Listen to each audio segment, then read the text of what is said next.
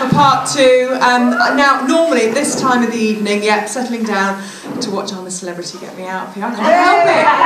It's like a little secret crush, a secret addiction. Every year I think I'm not going to get sucked in. Sunday night comedy moment of the year, Gillian McKeith's fate. It's feminism, but not as we know it. You don't want to do something, just fall over. But my favourite character is Stacey Solomon. No, I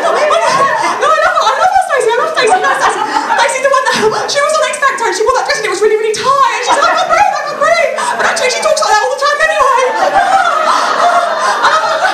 Wouldn't it be funny if Stacey was a newsreader? The Irish government has announced it's going to have an emergency spending package donated by the EU and Great Britain. Why don't they just release another U2 album?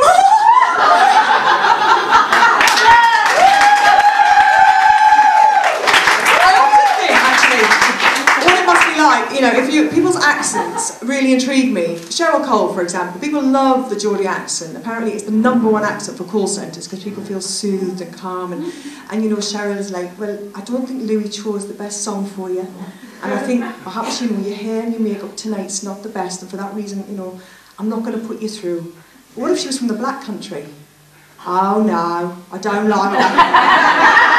Oh, Louis, you've let her right down, Louis, with that hair. She looks absolutely disgraceful. I'm sorry you're not going through tonight. What happened with it? She wouldn't be in that role. My colleague at the BBC, Alan Hanson's got quite a distinctive voice. Do you know Alan Hanson, Match of the Day?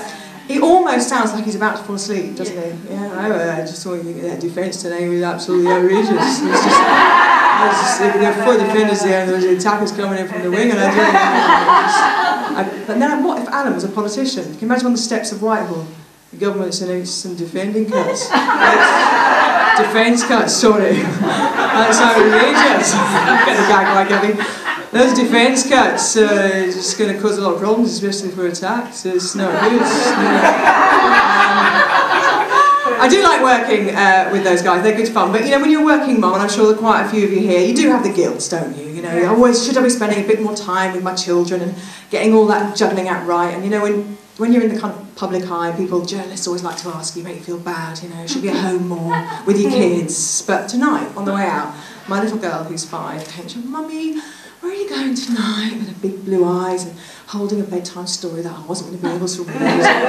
So I said, Lois, tonight I'm going to a charity event and there's going to be money raised there for poor and needy children who are less fortunate than you. Who feels guilty now?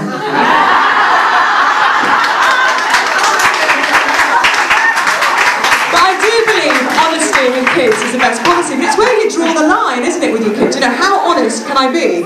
So Lois came home last week from school, very proud of this painting that she'd done, and she came in and she said, look, Mum, thank you, what do you think of this? And I said, well, actually, Lois, it's not as good as the one you did last week. I didn't put it in the bin, I recycled it. And she's quite aware of her appearance. It's quite unnerving when your daughter starts kind of, you know, noticing what she wears and everything. And she looked at me one day and she went, I've got blonde hair like you, haven't I?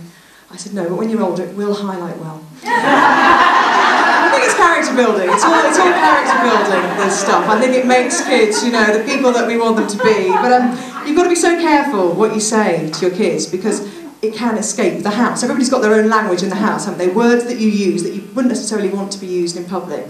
For example, the female front bottom. I don't think there's the same word in every house in the country. So my friends' children talk about their nonny. I have other people have heard call it the nanny. One person called it a purse. In our house, we have a very strict rule with television, for example, and the children, if they're lucky, they get 10 minutes of cartoons. That's it. 10 minutes of cartoons a day. If they've done anything wrong, don't get any cartoons. Everything else on television has the prefix adult, so it's adult news programmes, adult cartoons. Anyway, we're outside of school one day and my son came out and he was practising his kung fu on another child who didn't want him to. So I said, right.